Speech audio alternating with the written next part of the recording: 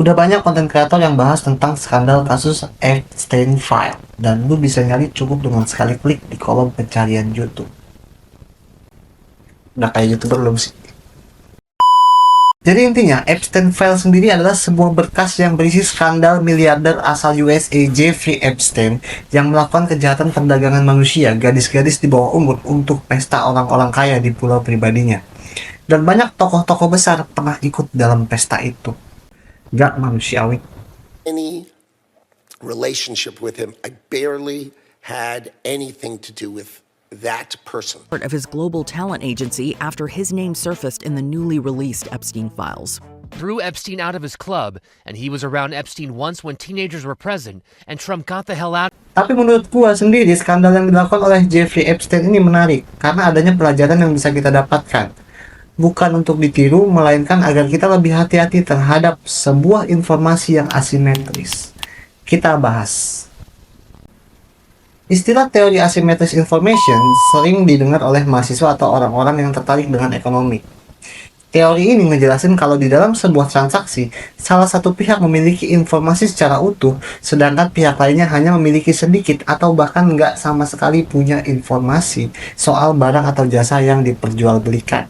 Now let's talk a little bit about asymmetric information. That's when one party usually has more information than the other. It's not symmetric, asymmetric. Misalnya nih, COD-an motor second di Facebook.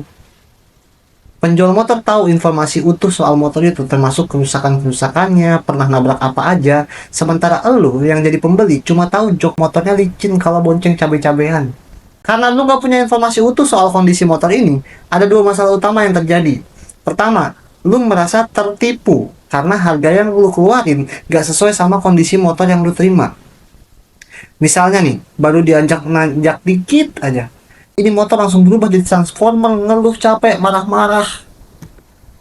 Itu lebay sih. Yang kedua, dari sisi penjualnya gimana? Karena transaksi sudah terjadi, penjualnya mah bodo amat, sabodo teuing, kalau kata orang Sunda. Motor udah lu terima, kalau ada masalah berarti yang tanggung lah. Orang awalnya pas kita ketemu baik-baik aja. Nah, gambaran dari kasus jual beli COD motor ini cocok banget untuk menjelaskan bagaimana Epstein bertindak manipulatif sama kayak motor tadi.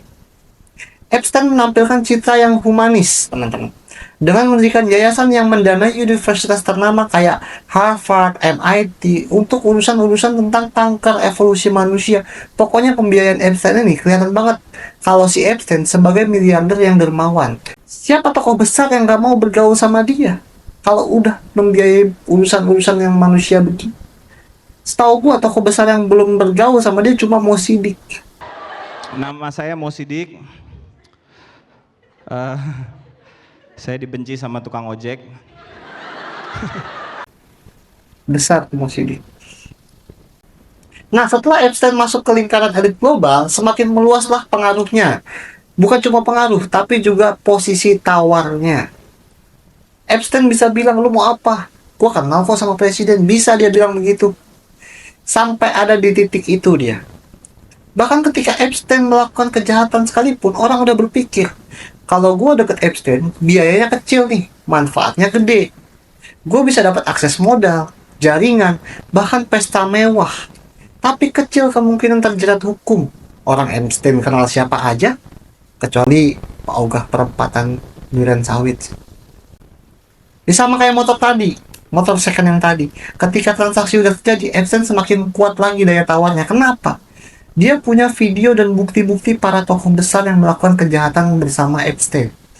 Sehingga kalau ada masalah, tokoh besar ini juga akan menanggung masalahnya. Dan dari kasus ini kita bisa belajar kalau informasi ternyata bukan hanya sekedar kabar, tapi juga aset strategis yang mahal harganya. Ini yang mau gue sampaikan.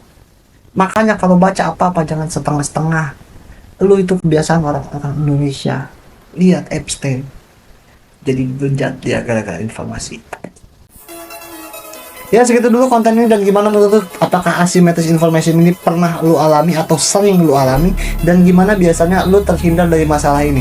Yuk cerita di kolom komentar dan kita diskusi. Jangan lupa subscribe.